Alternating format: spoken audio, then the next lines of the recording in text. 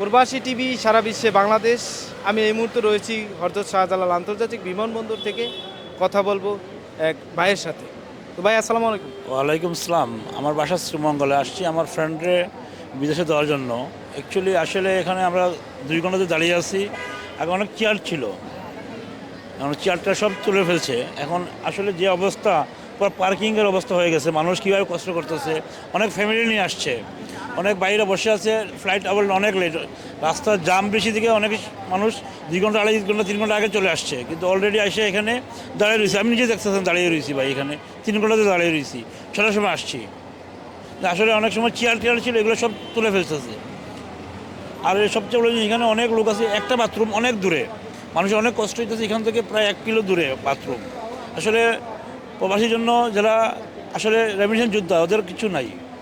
আসলে ওদের জন্য কিছু করা আমাদের সরকারের জন্য আখের আবেদন থাকবে বর্তমান সরকারের কাছে। আসসালামু আলাইকুম। ধন্যবাদ এতক্ষণ আপনাকে প্রবাসী টিভিকে সময় দেওয়ার জন্য আপনাকে অসংখ্য ধন্যবাদ।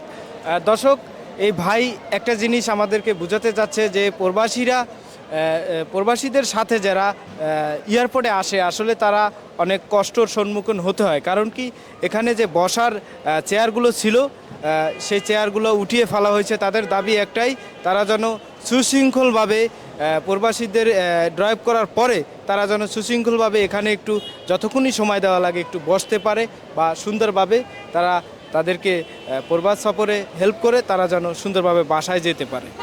ধন্যবাদ। প্রবাসী টিভি সারা বিশ্বে বাংলাদেশ।